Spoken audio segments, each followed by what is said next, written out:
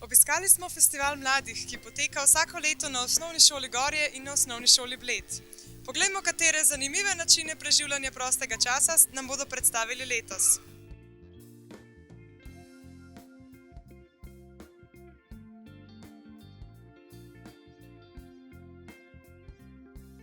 Festival mladih je dozorela v lasu občin Bled in Gorje. To je lokalno-akcijska skupina, ki se ukvarja s preprečevanjem odvisnosti. In če hočemo, da mladi niso odvisni, jim je treba ponuditi alternativo.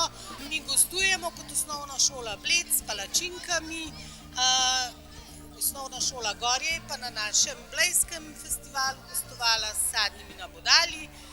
Tako da odziv je kar dober, počasi z leti pa se bo verjetno še bolj prijel sam festival. Da pa bi se predstavljene aktivnosti uveljavile, morajo biti mladim atraktivne.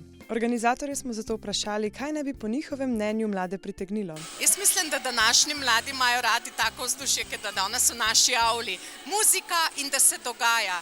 Sem trdno prepričana, da bo današnje popoldne zanimivo predvsem za mlajše učence naše šole in blejske šole. Tudi mi smo želeli ugotoviti, kaj danes mladino zanima. Kaj najraje počnete v prostem času? Jaz se rada igram s prijatelji, pa malo kdaj tudi rada berem, pa z živalmi se rada igram, ker imamo doma kmetijo, pa grem pa v hlev, pa kakšne živali se malo pocrklam. Jaz se pa najraje igram s prijatelji, pa ko imamo doma dva kužka, se z njima skozi igram. Jaz se najraje igram s mojim psom, pa tudi najraje se igram s prijatelji. Otroci radi ustvarjajo. Navdih in ideje črpajo iz različnih virov. Moja mama zelo lepo riše in tudi sem imela željo, da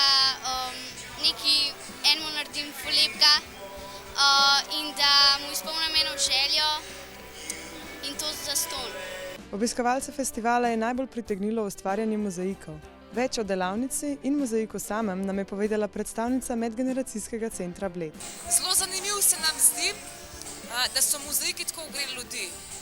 Gre za daljši proces kot naprimer risanje ali kakršna druga likovna tehnika in bi človek mislil, da se ljudje naveličajo. Ampak v bistvu, ko je ta počasen sistem, jih zmer bolj vleče not in zmer bolj se na nek način zaljubljajo v mozaik. In po mojih privlači tudi to, ko jih postavljajo koščke kot puzzle, lahko odklopiš um in samo ustvarjaš. Tako da zato gojimo mozaik. Društvo Žarek je na festivalu mladih otrokom ponudilo izdelovanje zapestnic in poslikavo obraza. S svojimi delavnicami in aktivnostmi si močno prizadevajo otrokom priskrbeti zdrav način preživljanega prostega časa. Naš namen je, da ustvarimo nek topel prostor, varen prostor za otroke, da niso prepuščeni sami sebi in ulici. K nam lahko pridejo na učno pomoč, ki ponavadi poteka od 1 do 4, nato pa nadaljujemo z druženjem, s prostočasnimi aktivnostmi, raznimi delavnicami, ustvarjalnimi, kuharskimi, filmskimi popoldnevi, tako da poskrbimo za kvalitetno preživljanje prostega časa. Tudi starši so pomemben del otrokovega prostega časa. Zanimal nas je njihov pogled na težave današnje mladine. Se mi zdi, da se v današnjem času mladina preveč izolirala, se pravi preveč ostaja doma, ne najde smisla v druženju. Sama pri svojih otrocih gledam, da je čim manj teh elektronskih naprav in da se bolj družimo, ustvarjamo.